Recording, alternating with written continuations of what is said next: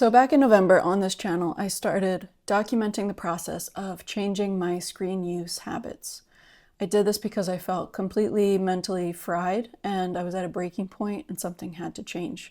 So I felt like documenting it on here would be a good way to hold myself accountable and to actually change and stick with it. And so I started this project and I set some rules for myself and added a few more rules as I went along. And the most important rule turned out to be not watching shorts, YouTube shorts, Instagram reels. If I were really into TikTok, then TikTok would have been on there, because I could feel that shorts were, when I would have like long scroll sessions of watching shorts, that I would feel worse mentally every time. It would immediately lead to this like brain fog, fuzziness, confusion, all sorts of cognition problems. And when I cut out shorts and I stuck to it, and I only allowed myself to watch longer videos as part of this project, I noticed a marked improvement pretty immediately. My thoughts just I didn't feel scatterbrained anymore, basically. And so I've been getting better ever since that point.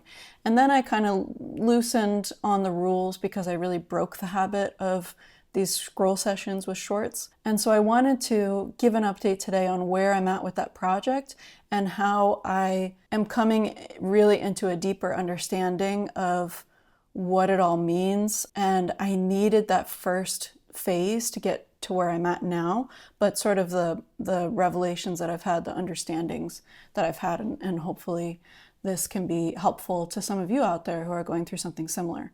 So I would call what I did with setting those first set of rules and sticking to them like a phase one.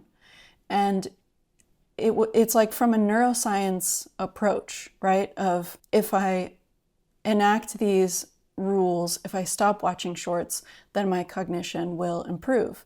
And it's true that that is exactly what happened, but it's only a slice of the pie. It's only a sliver of the problem. So I came across this really great video called Phone Addiction is Only Grasping at It. And I'm going to link it below. And he talks about how we assigned this word addiction to what we've been seeing over the past 10, 15 years with screen use, because that's what we do. We take existing words that are in our language and we appropriate them for new problems that come up.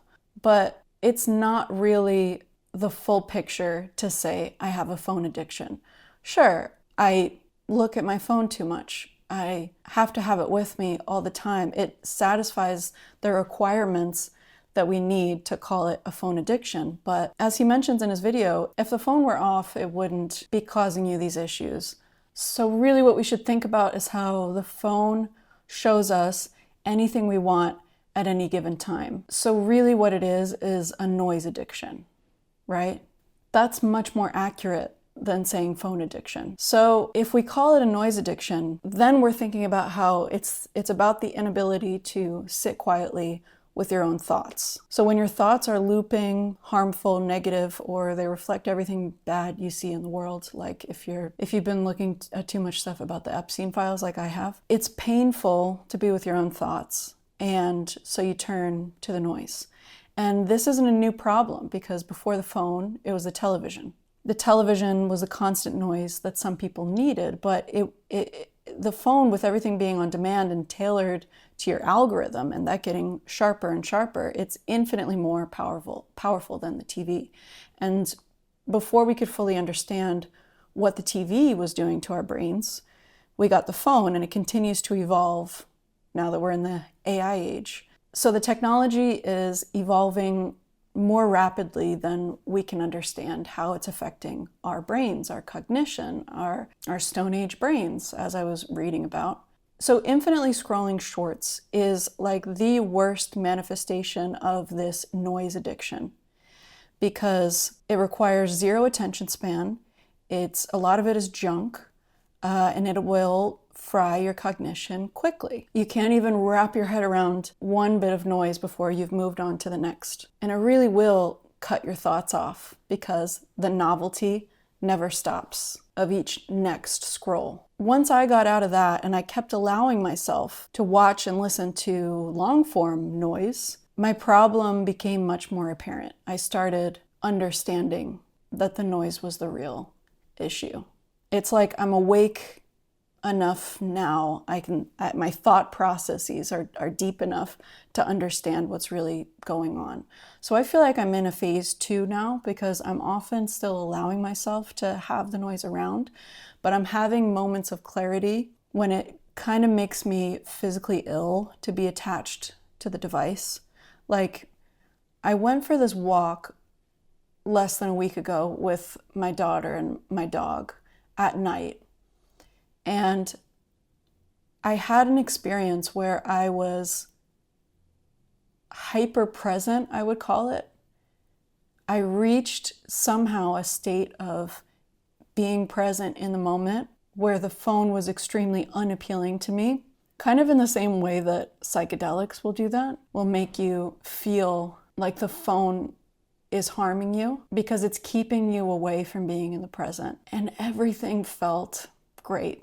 Like the feel of the wind on my skin. It's gonna sound hippy-dippy because I'm just describing the experience, but I was fully there with all my senses, not thinking about anything that had to do with the past or future, and just relishing being in the moment. And it felt like I was catching a high off life, like it really did. And I consider that like a victory of the work that I've been doing. My daughter is a big part of it too, because as a toddler, you're in that state already. You're naturally in that state. And so if I allow myself to fully be with her and try to experience the world in a similar way to how she is, it's like a gateway into that feeling. So I know that she was a big part of getting me there. And then the other part was just me deepening this understanding of what's been going on in my mind lately. Another piece of it for me, another window into this other way of being has been my love for music being reignited recently. And it's not that it ever really went away, but like there's this song by the folk singer Jesse Wells that got big on YouTube that he came out with recently. And I was so touched by it that I'm gonna do a cover of it. I've been working on a piano cover of it to play and sing and post here. And it inspired me because of the subject matter of the song, how simple it was that I could play it, but how beautiful it was, like the simple beauty of it and how it really speaks to what I've been going through. And I've been finding joy and pleasure in practicing that song and being present in each chord and in each line of the lyrics, because it really is a meditative process. When you find such deep joy in music, using your listening sense, again, it's like that's your gateway into the present moment. So I've had these different opportunities that I've actually been able to grasp of how to envelop myself in the present moment and stay there. I would say another piece of the pie is like the Eckhart Tolle video that I made and all the time that I spent writing that, thinking about it, watching videos of him, and how committed he is to trying to stay in the present moment. So all these things have sort of come together to give me these glimpses into it, these moments of clarity. And I think next, as I keep moving, I need to separate when I am truly turning to media just for background noise to shut off my thoughts, versus when I'm turning to media to learn something for the joy of listening to what someone else has to say, for companionship, and choosing the noise less frequently. Another piece of the problem that I've recognized over these past months is my specific lack of community around me and lack of schedule.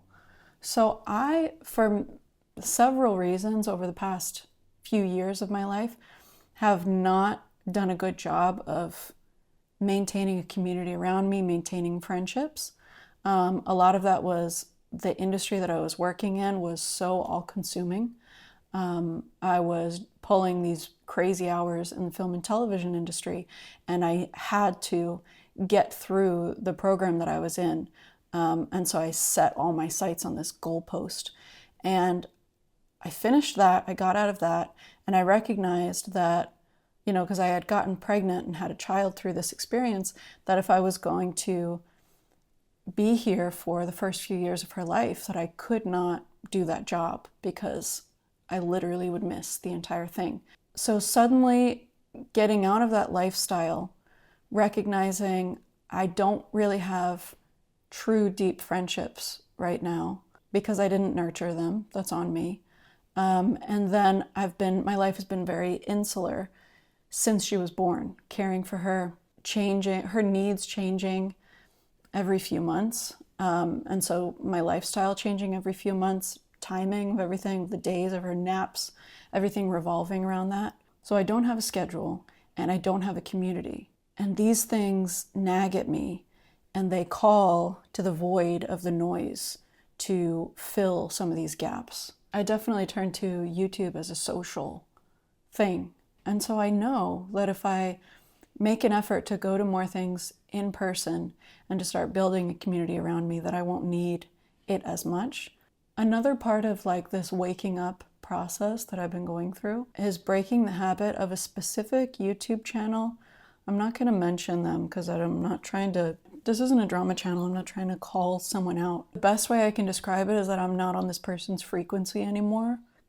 We don't have the same values, and watching the content on this channel, because I never missed an episode, actually started harming me. It was keeping me down somewhere that I don't want to be. And so I encourage you, if there's something that you've been watching that is not helping you, to let yourself evolve past that, even though it's painful because you feel you have like a parasocial thing going on maybe. The lore goes so deep, you know so much about these people, you've heard so many stories and had these fun times watching these videos that you don't want to let go of it because it's painful. I had a moment of recognition. I think it was either a year or a year and a half ago. It kind of hit me suddenly that I couldn't watch this anymore, and then I've been tapering out, because from there I didn't go cold turkey. I continued to pop in on them, and sometimes I'll watch clips here and there. But I remember coming to this realization like a year and a half ago, like, damn, I can't be in this community anymore. And it's hard, it's painful, which is kind of dumb looking back. I mean, I don't know these people, but it was so useful for the life that I was leading during the years that I did not miss an episode. When I was working these crazy long days on film sets, to listen to it on the commute to set and back was like, I would look forward to that, because it was a great way to get my mind off the stress that I was experiencing with work, of all the details that I needed for work. It was a great way to unwind. And so it can be very useful depending on what your life is like, right? The point is that I was able to let go.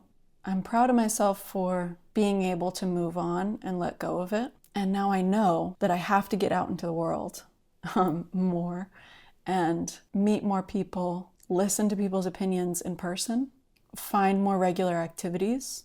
And these things are naturally going to take shape too. I know that I'm going to put my daughter into swimming lessons.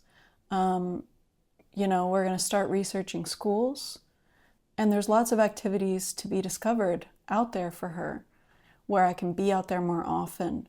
And like I can feel like I'm part of something important in a local environment. And I think that's also the antidote to feelings of anger and despair that I've had looking at everything in the Epstein files. Local community, sharing with each other, giving money to each other, the people around us, local businesses. It sounds quaint and like dumb, kind of, in the face of the scandals that we see rocking the world. But that, I believe that really is what we need to do. We need to invest in our local communities, stop being so dependent on giant corporations, because that's how they took away our power. That's how they took away the middle class, is getting us dependent on corporations, which is a complicated issue. There's a lot to that, but we as people with integrity absolutely must be invested in our community and the good things that we see happening around us in order to fight back against what billionaires have done. So I don't know, maybe I've strayed too far, but all these things feel deeply connected to me. So another thing that I want to do to help break my dependence, addiction to the noise, is to work on specific things in my mind and try things out that have to do with going into my own mind. I saw something the other day called lateral thinking puzzles. Let me know if you know about these. But kind of like a riddle where you get a prompt and then you try to think your way out of it. The answer is like the most simple answer that makes the most sense. So the one that I saw was Sally and Roger were found dead in a house surrounded by glass and water. What happened? And so my brain first went to Roger was carrying a fish tank full of water. He dropped it and it landed on him in a way that killed him. And then Sally came up and slipped on the water and fell and hit her head really bad. And that's what happened to her. And I was like, this doesn't seem like the most simple answer, but that's where my brain went. So what's the answer? And the answer was Sally and Roger are fish. And the tank burst and they died because they're fish. It's like, okay, I get the idea. That's a lateral thinking, right? Because you assume that Sally and Roger are people when you see Sally and Roger, but it didn't say anywhere that they were people. So that's the only one that I saw so far, but I want to look up more. And then that way I can strengthen my cognition, strengthen my thinking skills while I am avoiding the need for external stimuli of noise to come in. Right? I'm staying within. And then another approach would be, I've been reading a lot about remote viewing. This is contested. I know it's maybe controversial, but I'm very interested in trying it, trying to develop a practice of it and see what comes of it. I was thinking about making a big video on it, on trying it out for a few weeks or a month or something and seeing what happens to me. Because there are big proponents. There's a big community out there of people who say that they do it all the time, that it works, that they can understand, gain an awareness of things outside themselves. And I also listened to the whole first season of the telepathy tapes, so I'm not closed off to these things, and I'm interested in them. I'm interested in the idea of going inward in order to go outward, instead of outward external stimuli coming in. So going inward to go outward, going out of the house to go outward, to go to community and get into habits of being socially engaged, I'll say, with the world around me, and recognizing when I'm craving noise and why. These are my next steps. I still am not in the regular habit of journaling. This was something that I talked about at the beginning of the project that I really wanted to develop, was journaling a lot. I don't know what has stopped me from journaling, because I want to, but I don't. And the same goes for meditation. I want to, but I choose the easy way out, I guess. So anyway, let me know what you think, what's going on with you, and thanks for watching. Be sure to like and subscribe, and take care of yourselves.